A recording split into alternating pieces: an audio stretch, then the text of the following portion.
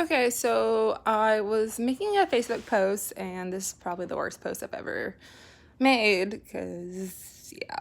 Um, Basically, some of you know I have REM sleep disorder.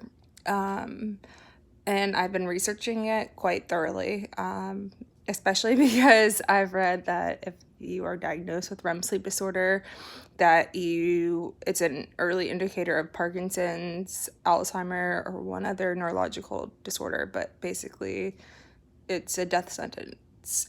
And I did more and more research and found one site that said it was an 81 to 90% chance that would happen to you. But you also have to keep in mind that to be diagnosed by a sleep technician with REM sleep disorder, which is probably the factor they're using, you have to go through so many tests. It's not funny, and anyone with half a brain will not go that far. With me, I went to a sleep specialist. They said you either have sleep apnea or REM sleep disorder. They were the only two they could, they ruled everything else out through years of testing because I've had sleep issues since I was a kid. And she said you don't have any symptoms or almost any symptoms of sleep apnea. You probably don't have it, but we still have to test for it before we bring you in lab to do a REM sleep disorder study. But the problem is you can't take your sleep meds when you do the study in-house, and I can't sleep without them. So rather than wasting my money and time on a sleep apnea test that still hasn't shown up, only to tell me I don't have it, my psychiatrist, who is amazing, gave me the medication for REM sleep disorder so that I could actually sleep. And it's already in, a few days of the proper dosage. Because, it's been a couple weeks since I've been on it, but the dosage wasn't quite right for me because my tolerance is retarded. So anyway, I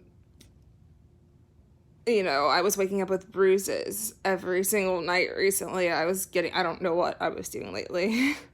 The first night that I had a proper dose, which was just a few nights ago, I haven't had an issue since then, and it's only been a few days, so whatever. But I haven't touched my phone in my sleep.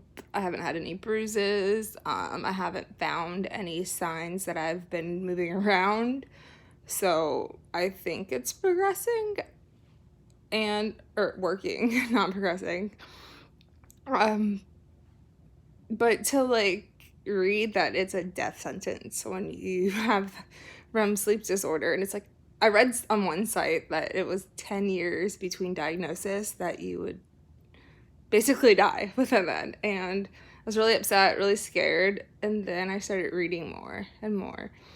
And half the sites or research isn't real research. I don't know what it is about this new generation, but actual research just doesn't exist anymore. Even the article I read tonight, which was probably the best in that it gave a percentage window, because the other article said if you have REM sleep disorder, you're going to die within 10 years. This article at least said you have an 81 to 90% chance of developing some sort of cognitive impairment, such as Alzheimer's. My brain. Alzheimer's. What was the other one? There was two more. Anyway, Alzheimer's. What's the other freaking memory one? Oh, Parkinson's, and then one other that were prominent with REM sleep disorder.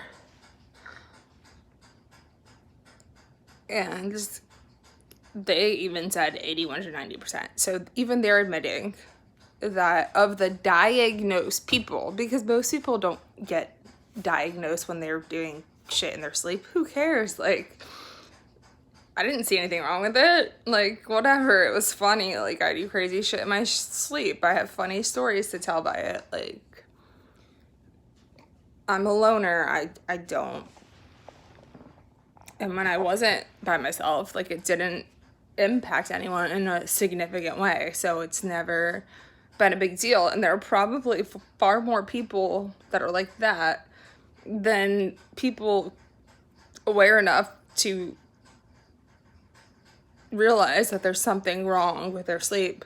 Not to mention, you're going to look at other factors first as far as what the sleep problem is. At first, they blame my anemia. And I had a hysterectomy a year ago, and I thought I was still anemic, kept pumping with iron because I was still so exhausted, and I would do something. And so they did a blood test, and then someone left out the thyroid test, so they did a thyroid, which I thought was really weird. And I was like, well, why are you doing a thyroid? I'm slightly underweight.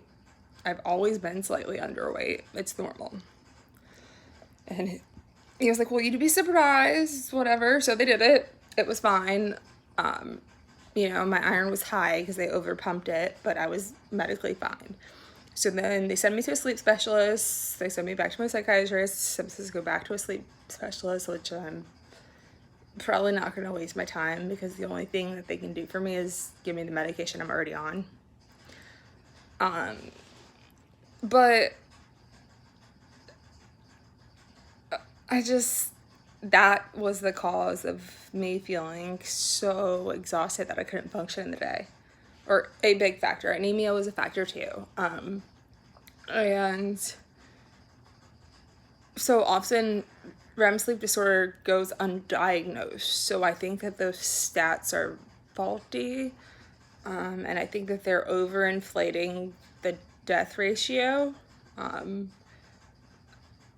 maybe need to do a little bit better research on how REM sleep disorder was diagnosed and be a little bit more consistent with their studies. As someone who studied research intensively, the articles I've read, the methods are very flawed. I would rip them apart, and I haven't taken a research method since my sophomore year of college. It's kind of pathetic, actually. I guess that's why it's online and not a real journal. But yeah, people that are doing research, you really need to step it up because you're doing so much more harm than good. I know you think that it's good to warn people that they might have Parkinson or they might have why can't I remember both at the same time? Parkinson or Alzheimer's, and the other one that I don't remember at all. But it's not. It just freaked me out. Like, I was terrified. I'm like, well, what if, the memory slips? What if that's not from my surgery? And my memory's gotten back to closer to normal since recovering from my surgery. It's almost as damn near perfect as it used to be. And yet I was terrified because I have REM sleep disorder along with other coinciding disorders. And, my family history is whatever. I don't know it. I don't know my real dad. So I have no idea what's, and so I'm sitting here terrified because of a bunch of stupid articles written by people trying to make a name for themselves online. It's really frustrating. I wish that journals would have to be cited, so many professional journals, before you could publish something online, but I guess that's not how life works nowadays. So just kind of caution yourself when reading crap online. Sorry, this is really random and a super rant because it's personal to me and I'm pretty irritated by it. I wish you guys the best. Hope everyone's doing well. Have a wonderful night. I'm going to spend time with this one. And where's the other one? Before I eventually try to fall asleep. Once I get tired enough to, I'll take sleep meds, but I'm not tired yet. So yeah, fun stuff.